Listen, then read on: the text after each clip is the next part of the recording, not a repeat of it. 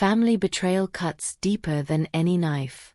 When the person you raised turns against you, the wound doesn't just bleed, it burns. My own daughter tried to take my home on my 65th birthday, but what she didn't know was that I had one card left to play. "Pack your bags," Nina said, her voice cool and controlled as she sat across from me at my kitchen table. The birthday candles had barely cooled. The scent of cinnamon pancakes still hung in the air. I didn't flinch. I didn't cry. Instead, my pulse slowed to a steady drum. Calm is easier when you already know how the story ends. But let me take you back to that morning, before my world collapsed, before I discovered what my daughter had become. The sun filtered through my bedroom curtains as I woke up on my birthday. 65 years old today. The wooden floors creaked beneath my feet as I made my way to the bathroom. This house had been my sanctuary for nearly 30 years. Every corner filled with memories, every wall supporting the weight of my life. I brushed my teeth, studying the lines on my face in the mirror. Not the face of someone ready for a senior community. Not the face of someone ready to be pushed aside. The doorbell rang at precisely 9:30 a.m. I opened it to find Nina standing there, radiant in her tailored blazer, fresh braids pulled into a perfect bun, holding a bouquet of lilies. "Happy birthday, Mama," she exclaimed, wrapping me in a hug that smelled of expensive perfume and something else, something calculated. "Thank you, baby," I replied, ushering her inside. "You didn't have to drive all the way from Atlanta." "And miss my mama's birthday?" "Never." She placed the flowers in a vase, moving through my kitchen with the confidence of someone who owned it. "I brought breakfast from that cafe you love." We ate together, laughing about old times. Nina talked about her real estate business, her new condo, the vacation she was planning to the Bahamas. I listened, nodding, smiling, while trying to ignore the nagging feeling that something wasn't right. "Mama," she said finally, setting down her coffee cup with a decisive clink. "I've been thinking about your future." My stomach tightened. My future? "You're not getting any younger. This house, it's too much for you to maintain alone. The stairs, the yard work, the repairs." I straightened my back. "I manage just fine." She reached across the table, taking my hand in hers. Her nails were perfectly manicured, blood red against my weathered skin. "I found a beautiful senior living community just outside Atlanta. Near me. You'll have care, activities, friends your age." "Nina, I'm not interested." "Mama." Her voice hardened. "Pack your bags. I've already paid the deposit. The van is coming tomorrow." The room seemed to tilt. "Tomorrow? But this is my home." "Actually," she said, pulling out a folder from her designer bag, "it's our home. Remember when Grandma died and you added me to the deed for inheritance purposes? I've already spoken to a realtor. The market's hot right now." Blood rushed to my ears. This house, where I'd raised her alone after her father left, where I'd worked 2 jobs to keep the lights on, where I'd nursed her through chicken pox and heartbreaks, she was taking it from me. "No," I said quietly. "I'm not going anywhere." Her smile disappeared, replaced by something cold I'd never seen before. "Mama, don't be difficult. It's already decided." I excused myself, legs trembling as I walked to the bathroom. I splashed water on my face, trying to make sense of what was happening. How had my daughter, my pride and joy, become this stranger? That's when I heard it. Nina's hushed voice from the hallway. "Everything's on schedule," she whispered into her phone. "She'll be out tomorrow." "Yes, Marcus, I know what I'm doing. Once we sell, we split 50-50. She's too weak to fight me on this." I pressed my hand against the wall to steady myself. My birthday breakfast churned in my stomach. Who was Marcus? What else was she planning? And why was my daughter, the little girl I'd sacrificed everything for, betraying me on my birthday? I took a deep breath and looked at myself in the mirror. For decades, I'd been the selfless mother, the one who always gave in. Not today. I reached for my phone. Would you let your child take your home from you? Comment below what you would have done in my situation. Also download your ebook titled Suspense and Family Drama Short Stories by clicking the link in the pinned comment. I never thought I'd be alone at 65, fighting my own child for the roof over my head.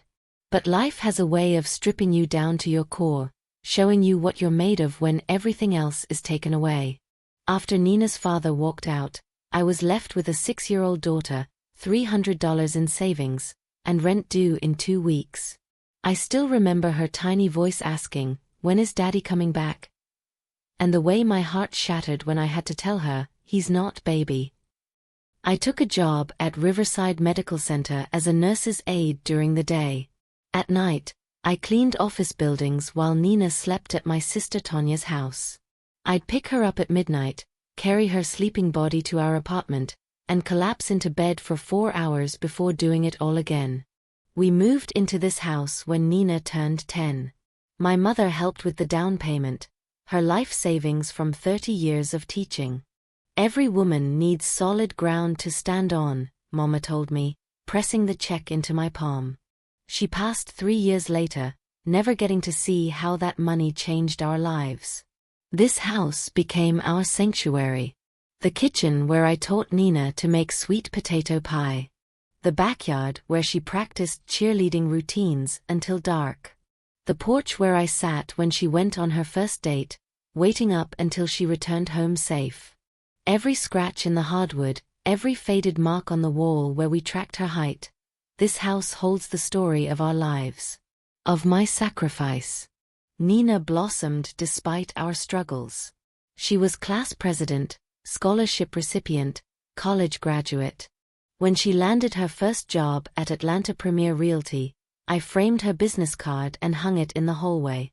"Mama, you're embarrassing me," she'd laugh whenever she visited. "I'm just proud," I'd tell her. "You did what I never could." But something changed about 3 years ago. The calls became shorter. Visits dwindled from monthly to quarterly to special occasions only. When she did come, she'd glance at her watch throughout dinner, always needing to leave early for some meeting or client. I noticed other changes too. The designer clothes. The luxury car. The constant phone notifications she'd check with a secretive smile. Success had transformed my grounded, thoughtful daughter into someone I barely recognized, someone whose values seemed to shift with the wind. The last time she visited, 6 months before my birthday, she walked through my house with a critical eye. "Mama, this place is falling apart," she said, running her finger along the windowsill. "The paint is chipping. That step creaks. When was the last time you had the roof checked?" "Houses age, just like people," I replied. "Doesn't mean they don't have value." She gave me a look I couldn't quite read. "Real estate is about timing, Mama. Sometimes you have to know when to let go." I should have heard the warning bells then. So when Nina showed up on my birthday morning with her designer outfit and practice smile, I mistook calculation for affection. The breakfast she'd brought was from Peachtree Cafe, $30 for pancakes that could have been made for 5. The lilies were pristine, wrapped in paper with gold trim. Everything about her entrance felt staged, like a real estate showing rather than a daughter's visit. "Mama," she said, after we'd finished eating. Her voice dropped to that tone people use when delivering bad news. "We need to talk." We sat in the living room, me on the worn floral couch where I'd nursed her through fevers, her perched on the edge of my recliner like a visitor who didn't plan to stay long. "I've been worried about you," Nina began, clasping her hands. "Living alone at your age isn't safe." "My age?" I laughed. "I'm 65, not 95. I work at the clinic 3 days a week. I walk 2 miles every morning. Last month, I repainted the guest bedroom by myself. She didn't smile. That's exactly my point. You shouldn't be climbing ladders and doing home repairs. What if you'd fallen? A chill settled in my chest. This wasn't concern. This was a setup. I found the perfect solution, she continued, pulling out a glossy brochure from her bag.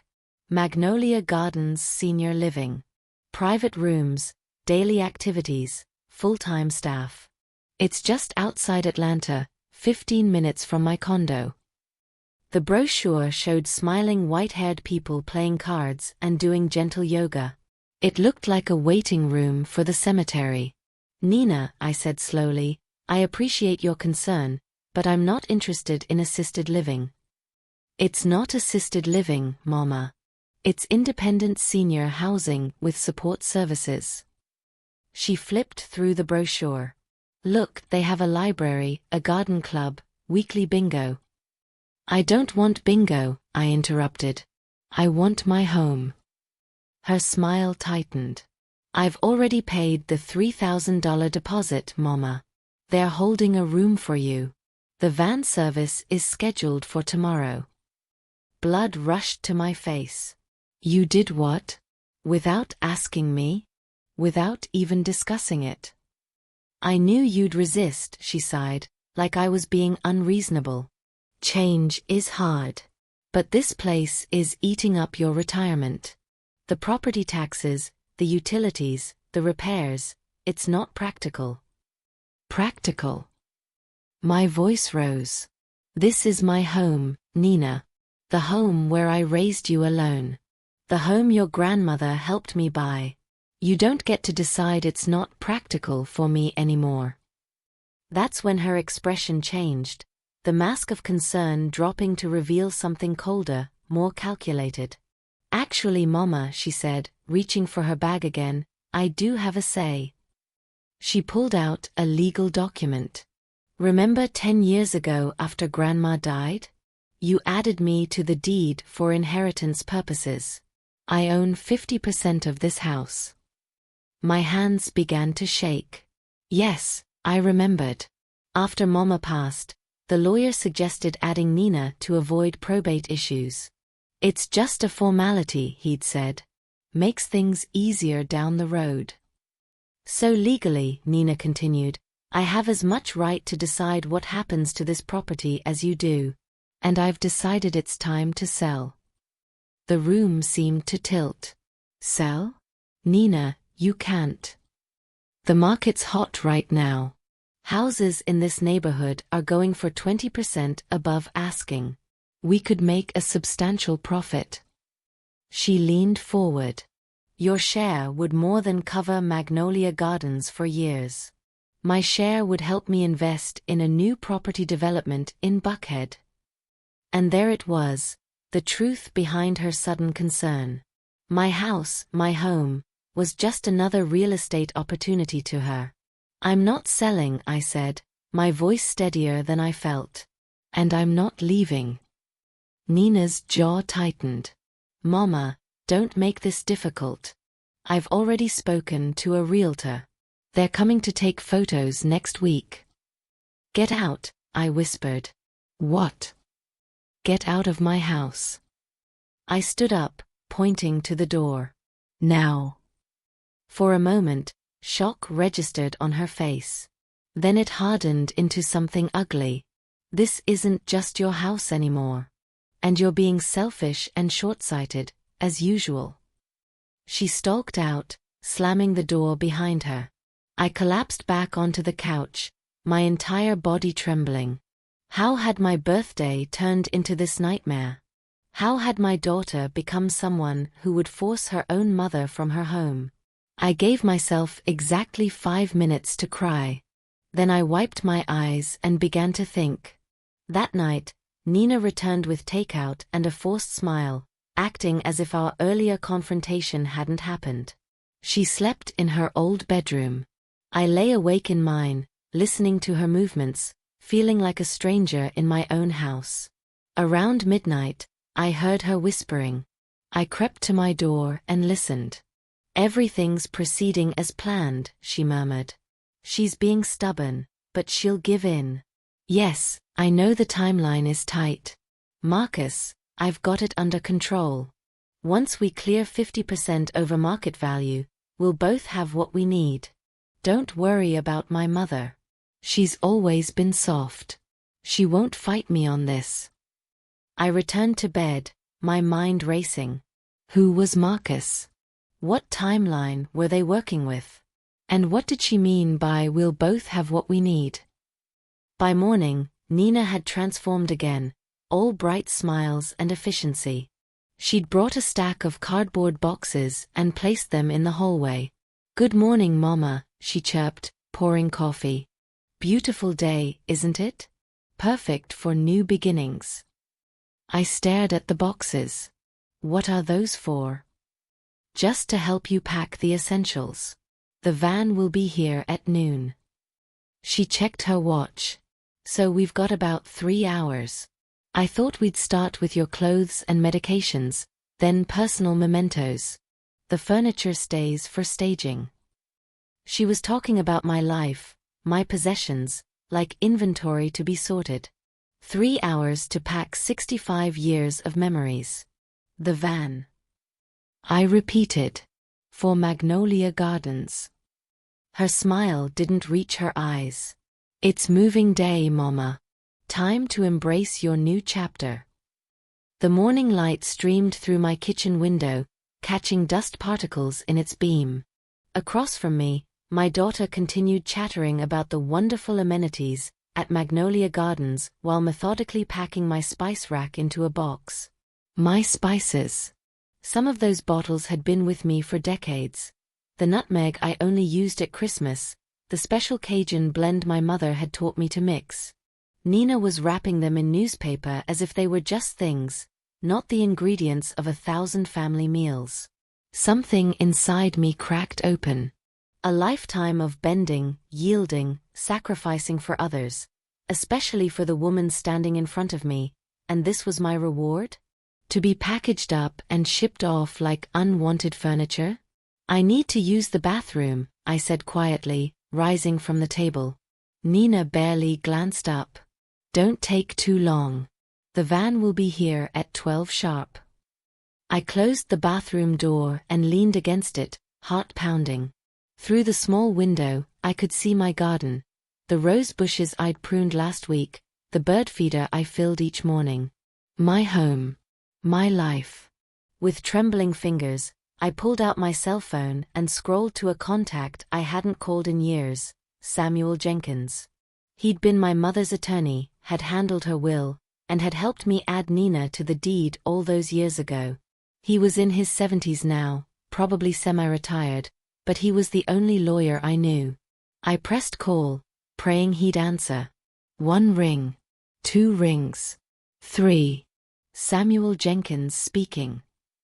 His voice was exactly as I remembered it, deep, steady, formal. "Samuel," I whispered, afraid Nina might hear. "It's Lorraine Turner. Eliza Turner's daughter." A pause. "Lorraine? Well, it's been quite some time. Is everything all right? You sound distressed."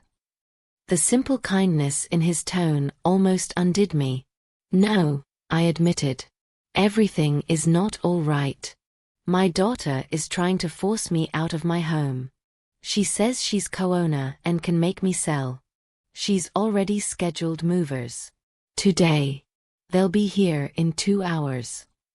"Slow down," he said. "Start from the beginning." I quickly explained everything, the deed addition years ago, Nina's sudden birthday visit, the senior living deposit, the mysterious phone calls to someone named Marcus, the boxes now stacked in my hallway. "Have you signed anything?" Samuel asked sharply. "No." "Good. Don't sign a single paper she puts in front of you." He paused, and I heard papers rustling. "I remember your case. Let me check something in my records. Can you hold for a moment?" I heard the creak of Nina's footsteps in the hallway. "Yes, but please hurry." While Samuel put me on hold, I ran water in the sink to mask the sound of our conversation. After what felt like an eternity, he returned. Lorraine, do you remember refinancing your mortgage about 2 years ago? I frowned. Yes. The interest rates dropped, and the bank suggested it would save me money. And do you recall signing new property documents at that time? I signed whatever they put in front of me. There were so many papers. Well, he said, and I heard a note of satisfaction in his voice, that refinancing required a new deed. And according to my records, the new deed was filed in your name only. Nina's name was never transferred from the original deed to the refinance documents. My breath caught. What does that mean? It means, Samuel said slowly, that you are currently the sole legal owner of your property. Nina has no claim to it whatsoever. Relief flooded through me, quickly followed by anger. She lied to me. She said she could force me to sell because she's co-owner. Either she's lying, Samuel replied, or she genuinely doesn't know the refinancing changed things. Either way, she has no legal right to sell your house or make you move. A knock at the bathroom door made me jump. Mama. Nina called. Are you okay in there? We need to keep packing. I'll be right out, I called back, then whispered to Samuel, what do I do now? Sit tight. I'm coming over. I'll bring the documentation to prove what I'm telling you. What's your address? I gave it to him, adding, please hurry. The van is coming at noon. I'll be there within the hour, he promised, and hung up. When I emerged from the bathroom, Nina was in the living room, bubble wrapping my photo frames. My life, being packaged away box by box. You were in there a long time, she observed. Are you feeling okay? The concern in her voice sounded almost genuine. Almost. Just nervous about the move, I lied, sitting down to help her. I needed to stall until Samuel arrived. It's natural to be anxious, she said, patting my hand condescendingly. Change is hard at your age. But you'll settle in quickly, I promise. I bit my tongue and nodded, watching the clock. At 11:30, the doorbell rang. Nina frowned, checking her watch. The van's early. But when she opened the door, it wasn't the van driver standing on our porch. It was Samuel Jenkins, immaculate in a navy suit, his silver hair combed neatly back, leather briefcase in hand. Good morning, he said formally. I'm looking for Lorraine Turner. Nina blinked in confusion. Who are you? Samuel Jenkins, attorney at law. He extended his business card. Miss Turner is expecting me. The color drained from Nina's face as she turned to look at me. Mama? Why is a lawyer here? I stood up, straightening my shoulders. For the first time since this ordeal began, I felt a flicker of power returning. I invited him, Nina. Please, Samuel, come in. The atmosphere in the room shifted instantly. Nina's confident demeanor faltered as Samuel entered, setting his briefcase on the coffee table. He looked around at the half-packed boxes with raised eyebrows. Moving day, I see, he commented dryly. A misunderstanding, I said, meeting Nina's eyes steadily. One we're about to clear up. Nina's phone rang, the van service most likely, but she silenced it, her eyes darting between Samuel and me. Mama, what's going on? We don't need a lawyer. This is family business. Samuel unlatched his briefcase with a decisive click. Family business that apparently involves forcing your mother from her home under false pretenses. He spread several documents on the coffee table between us. I think we have quite a bit to discuss, Miss Turner. The documents spread across my coffee table seemed to glow with their own light. Samuel's finger traced a line on the deed, his voice steady and clear. This is the current deed to the property, recorded with the county clerk's office 2 years ago during your refinance, he explained. As you can see, it lists only one owner, Lorraine Marie Turner. Nina snatched the paper, her eyes scanning frantically. This can't be right, she muttered. When Mama added me to the deed 10 years ago. That deed was superseded by this one, Samuel interrupted. When Miss Turner refinanced her mortgage, a new deed was created. Your name was never transferred to the new document. Nina's face shifted from confusion to disbelief to anger in rapid succession. Why wasn't I informed? This had to be an error. Samuel adjusted his glasses. Not an error. Standard procedure with most refinances. The bank creates a new deed for the mortgager, in this case your mother, who was the only one on the loan. The silence in the room was electric. Outside, a van pulled into my driveway, the transport Nina had arranged for my forced relocation. The driver honked once, waiting. Nina's phone buzzed again. She glanced at it, then back at the documents, her jaw tightening. This doesn't change anything, she said finally. Mama still needs more care than she can get here alone. That's not your decision to make, I replied, my voice stronger than it had been in years. This is my home. My name is on the deed. I'm not going anywhere. You're being stubborn and foolish, Nina snapped. You can barely manage the yard work. The roof needs repairs. The property taxes increased again this year. You're drowning in responsibilities you can't handle. Then I'll sink or swim on my own terms, I said quietly. But I won't be pushed out of my home by my own daughter. Samuel gathered the papers back into his briefcase. Miss Turner, your mother is the legal owner of this property. She alone decides whether to sell it or stay. Any attempt to force her hand would constitute elder abuse under Georgia law, which carries significant penalties. Nina's eyes flashed. Elder abuse? She's my mother. I'm trying to help her. By lying about property ownership? By scheduling movers without her consent? By attempting to sell her home from under her? Samuel's voice remained professional but took on a steely edge. The courts would take a dim view of such help, I assure you. The finality in his tone seemed to puncture Nina's composure. She grabbed her purse from the counter, hands trembling slightly. Fine. Stay here and let the place fall apart around you. She turned to me, eyes burning. I tried to help you. To secure your future and mine. But you've always been too attached to the past, too afraid of change. This isn't about change, I said. It's about respect. My home. My choice. Nina laughed bitterly. Always the martyr. Well, enjoy your victory and your crumbling house.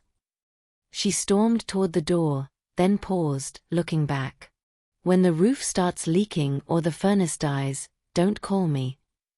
The door slammed behind her with enough force to rattle the windows. Through the blinds, I watched her speak briefly to the van driver, who shrugged and began backing out of the driveway. Then Nina peeled away in her silver BMW, tires screeching on the asphalt. Samuel placed a gentle hand on my shoulder. Are you all right, Lorraine? I sank onto the couch, surrounded by half-packed boxes of my life. For 65 years, I'd been the caretaker, the one who bent to keep peace, who sacrificed to make others comfortable. Now I'd stood firm, and my only child had walked out, perhaps for good. I didn't know I had it in me, I whispered. Had what? The strength to say no. To fight back. Samuel smiled kindly. That strength was always there. Some people just never give you reason to use it. After he left, I spent the rest of the day unpacking the boxes Nina had filled. Each item returned to its proper place felt like reclaiming a piece of myself. By evening, the house looked normal again.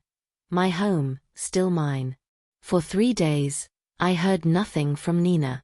No calls, no texts, no visits. The silence felt like a storm cloud hanging over me, but also like a reprieve. I began to think perhaps it was over, that Nina had accepted defeat and moved on. I was wrong. The letter arrived on a Tuesday morning, official and imposing with the bank's logo in the corner. My hands trembled as I opened it, coffee growing cold on the kitchen table beside me. The words blurred then snapped into focus. Second notice. Your mortgage payment is now 45 days past due. Failure to remit payment immediately may result in foreclosure proceedings. I gripped the counter to steady myself. This had to be a mistake. I'd never missed a payment in 30 years. My mortgage was automatically deducted from my account each month. I dialed the bank's number with unsteady fingers. After navigating the automated system and waiting on hold for 20 minutes, a customer service representative finally answered. According to our records, she said, your payment method was changed 2 months ago from automatic withdrawal to manual payment. We have no record of receiving the last 2 payments. I never changed my payment method, I insisted, panic rising. Check again. The request was processed on April 3rd. We have the signed form right here. That's not possible. I never signed anything. Ma'am, we have your signature. Would you like me to email you a copy of the form? Minutes later, I stared at my computer screen in disbelief. There it was, a form authorizing the change from automatic payments to manual billing, with what appeared to be my signature at the bottom. Except I had never seen this document before, never signed it, never authorized any changes. My stomach dropped as the truth crystallized. Someone had forged my signature. And I knew exactly who. I called Samuel immediately, forwarding him the form while we spoke. His reaction was swift and severe. This is fraud, Lorraine. Clear and simple. Someone has forged your signature on an official banking document. He paused. Do you think Nina could have done this? Who else? I whispered, the betrayal cutting deeper than I thought possible. But why? What would she gain by making me miss mortgage payments? Leverage, Samuel replied grimly. If you fell into foreclosure, she could swoop in as the concerned daughter, offer to help by buying the property from you at a discount to save you from losing everything. Or perhaps force you to sell quickly to avoid foreclosure, giving her the outcome she wanted all along. My kitchen suddenly felt too small, the walls pressing in. What do we do? First, we contact the bank's fraud department. Then we file a police report. This goes beyond family disagreement, Lorraine. This is criminal. The next 2 weeks passed in a blur of meetings, statements, and paperwork. The bank froze the foreclosure proceedings while they investigated. The police detective assigned to my case, a woman named Detective Rivera with kind eyes and a no-nonsense manner, took my statement in my living room. Have you heard from your daughter since she left? She asked, notepad open on her knee. I shook my head. Not a word. And you mentioned she spoke to someone named Marcus about the property. Do you have any idea who that might be? None. I've never met anyone in her life by that name. Detective Rivera nodded thoughtfully. We'll look into it. In the meantime, don't attempt to contact Nina. If she reaches out, let us know immediately. As she was leaving, she paused at the door. Mrs. Turner, I see cases like this more often than you'd think. Family financial abuse of elders is one of the fastest growing crimes in the country. Her expression softened. It's not your fault. But it felt like my fault. How had I raised a daughter capable of such calculation? What had I missed? The questions haunted me as I moved through my empty house, jumping at every noise, checking the locks twice each night. The investigation moved quickly. Within 3 weeks, Detective Rivera called with an update. "We've identified Marcus Thompson," she said. "He's a developer with a history of purchasing properties under market value from distressed sellers. He also happens to be romantically involved with your daughter." A developer? My mind raced. So this was all about money, she finished. "It appears they had plans for your property. The lot size and zoning would allow for multiple units to be built if the house were demolished." The image of bulldozers tearing through my home, the garden my mother had planted, the walls that had sheltered my family, it made me physically ill. "There's more," Detective Rivera continued. "We've discovered a loan was taken out against your property 6 weeks ago. The paperwork contains what appears to be your forged signature." I sank into a chair. "How much?" $150,000. The room spun. "That's not possible. I would have known." "The funds were wired directly to an offshore account. We're tracing it now, but preliminary evidence suggests Nina and Marcus were planning to use your equity to finance their next development project. When you refused to sell, they moved to Plan B, forcing you into financial distress through the forged loan and missed mortgage payments." Tears burned my eyes. My own daughter had not just tried to take my home. She had stolen from me, committed fraud in my name, plotted my financial ruin. All for profit. "We have enough evidence to make arrests," Detective Rivera said gently. "With your consent, we'll proceed." Did I want my own child arrested? The thought was almost unbearable. But then I remembered her cold voice on the phone with Marcus. "She's too soft. She won't fight me on this." She had counted on my softness, my forgiveness, my maternal instinct to protect her at all costs. She had weaponized my love. "Yes," I said quietly. "Proceed." They arrested Nina at her real estate office the following day. Marcus was picked up at the airport, apparently attempting to leave the country. The local news ran a small story about prominent real estate professionals charged with fraud and elder financial abuse. I couldn't bear to watch the footage, but Samuel described it to me, Nina being led out in handcuffs, head high, face expressionless. She didn't look ashamed or frightened, just inconvenienced, as if this were a minor setback in her plans. The day after the arrests, I stood at my living room window as a police car pulled into my driveway. Nina sat in the back seat, accompanied by Detective Rivera. They had brought her to collect some personal items from her apartment, and stopped here first for reasons I didn't understand. As the car idled in my driveway, Nina turned her head and looked directly at me through the window. Our eyes met across the distance. Mother and daughter, now separated by more than glass and space.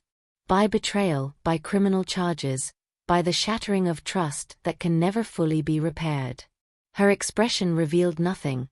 No remorse, no anger, no pain. Just empty calculation, as if she were already plotting her next move.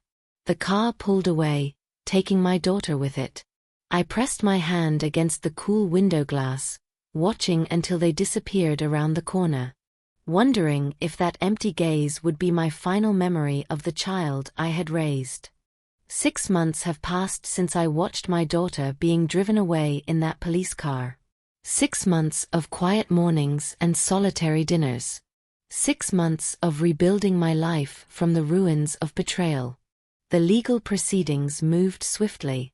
Nina accepted a plea deal, guilty to forgery and financial elder abuse, in exchange for a reduced sentence, 2 years probation, restitution payments, and mandatory counseling. Marcus wasn't as fortunate. With a prior record of real estate fraud in Florida, he received 5 years in state prison. The bank reversed the fraudulent loan after the investigation confirmed my signature had been forged. My mortgage returned to automatic payments, and my credit score is slowly recovering. The financial wounds will heal with time. The emotional wounds run deeper. I haven't spoken to Nina since that day in my kitchen. Her lawyer contacted me, suggesting a supervised meeting for closure. I declined. Some betrayals cut too deep for simple closure. Some trust, once broken, cannot be mended with apologies or explanations. Does that sound hard? Perhaps it is. But turning 65 taught me something unexpected. There comes a point when protecting yourself becomes more important than protecting others from the consequences of their actions. People ask if I miss her. Of course I do. I miss the daughter I thought I had, the little girl who once planted roses with me, who drew Mother's Day cards with crooked hearts, who I believed valued family above money. But that person doesn't exist anymore. Perhaps she never did. The first month alone was the hardest.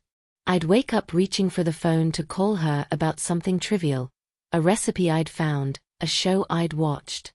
Then reality would crash back, and grief would roll through me like a wave. But humans are remarkably adaptable creatures. We bend, we adjust, we create new normals from the wreckage of the old. I began to rediscover myself, not as Nina's mother, but as Lorraine. Just Lorraine. I joined a community garden 3 blocks from my house. There, I met Judith and Paolo, a retired couple who invited me to their weekly card games. Through them, I connected with the Neighborhood Watch program and found myself hosting monthly meetings in my living room. Gradually, my empty house filled again, with new friends, new conversations, new laughter. The walls that once echoed with absence now vibrate with life. I've made practical changes too. Samuel helped me create an irrevocable trust for my home with airtight provisions to protect it from future exploitation.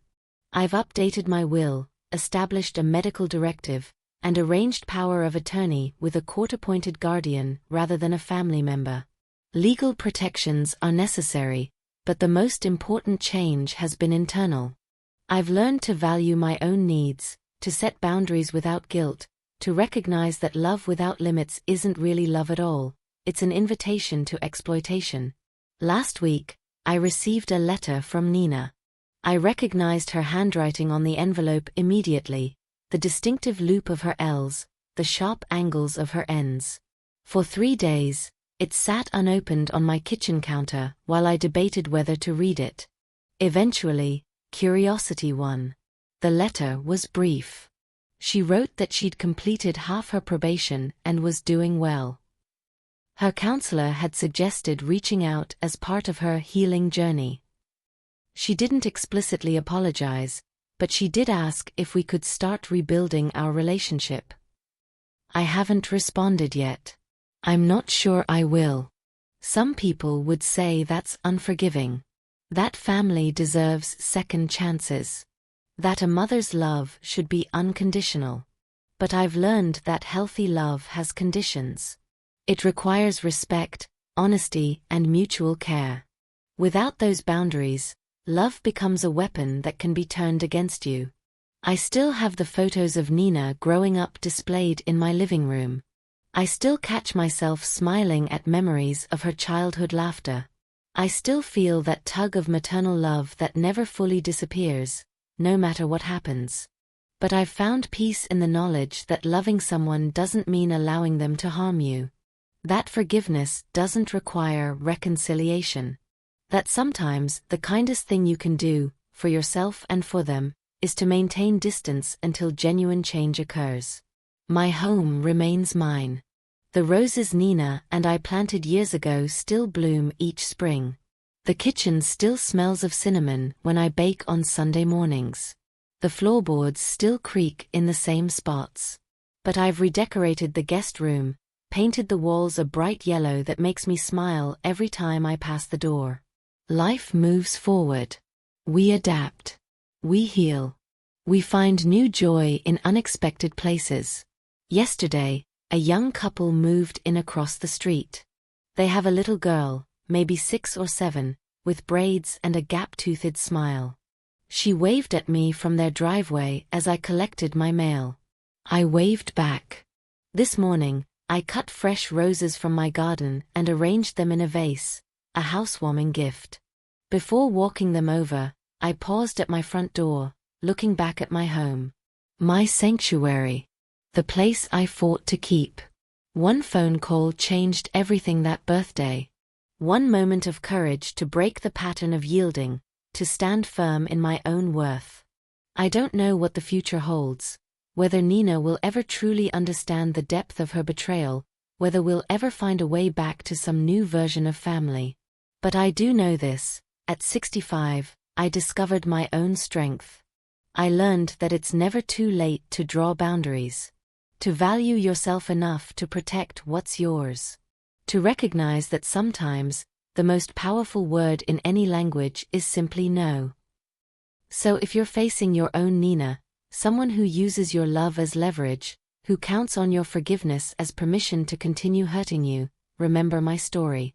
Remember that loving someone doesn't mean surrendering your dignity or security.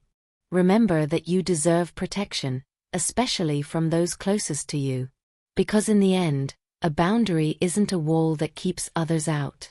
It's a foundation that lets you stand firm in your own worth.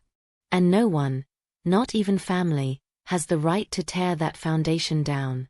If my story has helped you recognize toxic patterns in your own relationships, please share it with someone who might need to hear it. Sometimes, all it takes is one story to help someone find their own voice, their own courage to make that pivotal call. Lastly, download your ebook titled Suspense and Family Drama Short Stories by clicking the link in the pinned comment.